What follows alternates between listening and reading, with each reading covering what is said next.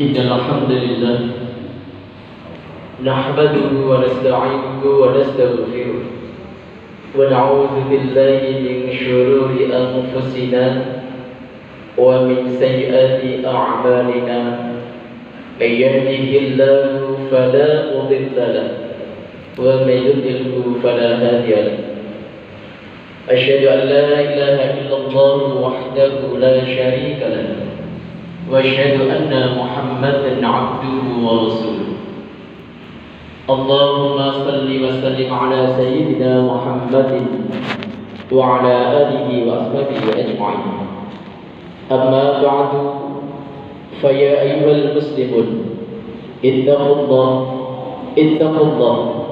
اتقوا الله حق تقاته ولا تموتن إلا وأنتم مسلمون. قال الله تعالى في كتابه الكريم أعوذ بالله من الشيطان الرجيم يا أيها الناس اعبدوا ربكم الذي خلقكم والذين من قبلكم لعلكم تتقون. Ma'asyiral muslimin jamaah Jumat rahimakumullah. Marilah pertama-tama memuji syukur kehadirat Allah Ta'ala, yang mana Allah memberikan banyak sekali nikmat kepada kita. Utamanya adalah nikmat iman, nikmat Islam, nikmat sehat, serta nikmat-nikmat yang lainnya yang jumlahnya tidak terbatas. Oleh karena itu, khatib berpesan pada diri pribadi dan jamaah sekalian, marilah meningkatkan kualitas ketakwaan kita kepada Allah dengan sebenar-benarnya takwa, menjalankan segala perintah-perintahnya dan menjauhi segala larangan-larangannya. Tamu-tamu Allah yang berbahagia, takwa memiliki makna bahwa berhati-hati di dalam berkata atau berucap, dan juga berhati-hati di dalam bersikap serta berbuat, dan juga menjauhkan diri dari bermaksiat kepada Allah Ta'ala. Ma'asyiral muslimin rahimakumullah, di antara orang dikatakan bertakwa sebagaimana diterangkan dalam surah Al-Ahzab ayat 70, A'udzu billahi minasyaitonir rajim. Ya ayyuhalladzina amanu taqullaha wa qulu qawlan sadida. Wahai orang-orang yang beriman, bertakwalah kepada Allah, wa qulu qawlan sadida, dan berkatalah dengan perkataan yang benar. Ma'asyiral muslimin jamaah Jumat rahimakumullah, berarti dikatakan orang bertakwa yaitu memiliki kata-kata yang baik, kata-kata yang jujur, kata-kata yang tidak menyakitkan atau menyakiti hati orang lain. Khususnya kita harus lemah lembut di dalam berkata kepada kedua orang tua kita, baik bapak maupun ibu kita, utamanya yaitu kepada ibu kita.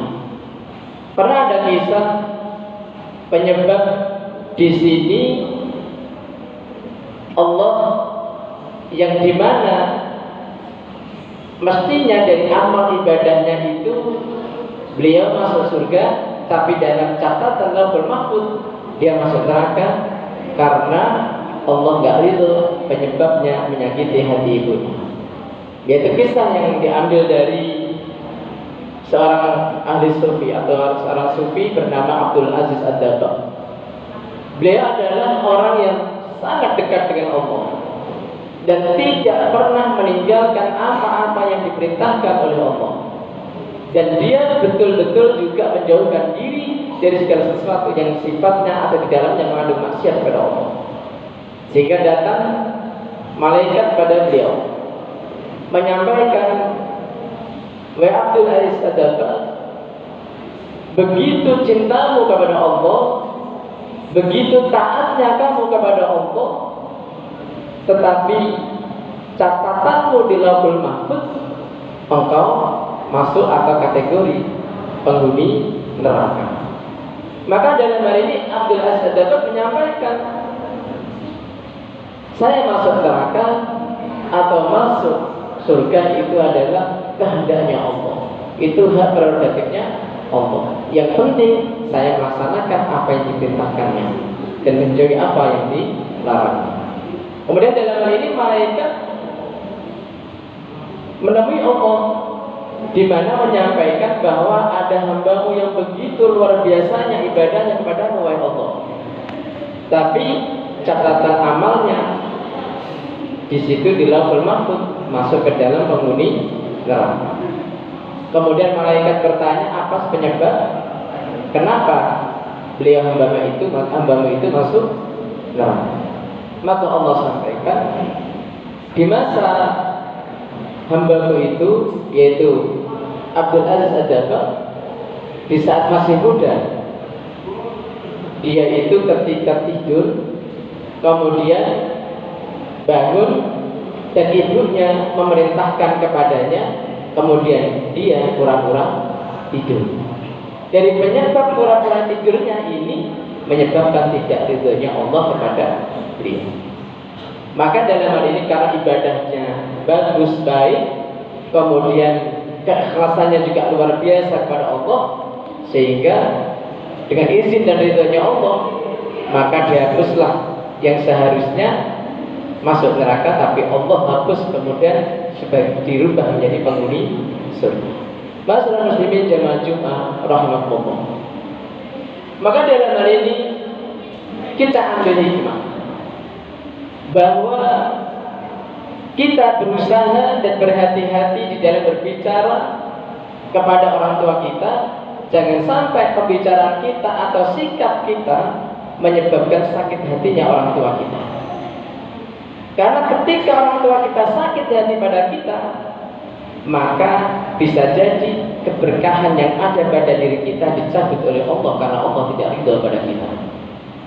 Kemungkinan beratnya hidup kita, susahnya hidup kita, kemudian beratnya juga rezeki kita dan sebagainya, itu bisa jadi tolak ukurnya karena keridhaan orang tua kepada kita kurang, atau bahkan kita menyebabkan sakit hatinya orang tua pada kita sehingga Allah tidak ridho pada kita, sehingga Allah mencabut keberkahan yang ada pada diri kita. Na'udzubillahi min dzalik.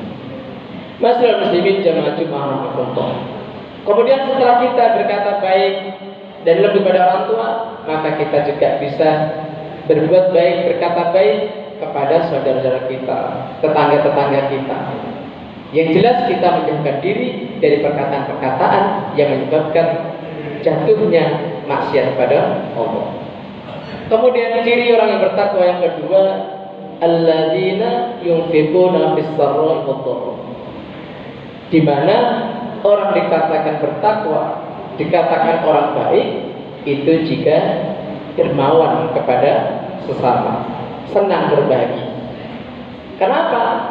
Jika orang itu dermawan, senang berbagi, maka dia akan dekat dengan Allah, maka dia akan dekat dengan manusia, dan dia pun juga akan dekat dengan surga. Berbeda dengan orang-orang yang kikir, orang yang bakhil, sehingga Rasulullah berkata, wala yajtani usukhu wal imanu fi qalbi abdin abadan.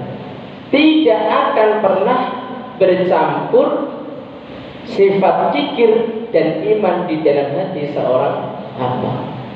Berarti kalau seandainya seseorang itu kelihatannya beriman, kelihatannya ibadahnya bagus, tetapi ketika memiliki sifat kikir, maka sebenarnya dia tetap orang-orang yang kikir. Karena wala yajtani usukhu wal iman, tidak akan pernah bercampur sifat kikir dengan iman. Masyaallah muslimin jamaah Jumat rahmatullah.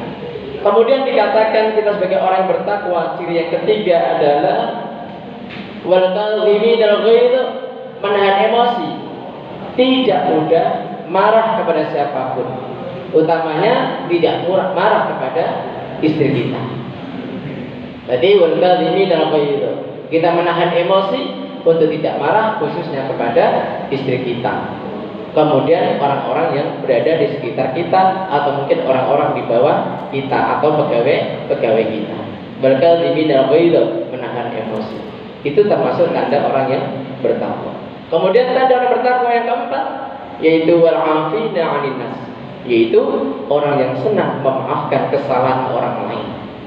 Maka barang siapa yang mudah memaafkan kesalahan orang lain, maka hidupnya akan dimudahkan oleh Allah. Kemudian semoga kita termasuk orang yang kategori yang ada yang kita sampaikan tadi. Amin ya rabbal alamin. Barakallahu lakum bil Qur'anil azim wa nafa'ani wa iyyakum bil hakim wa taqabbal minni innahu huwas samiul alim.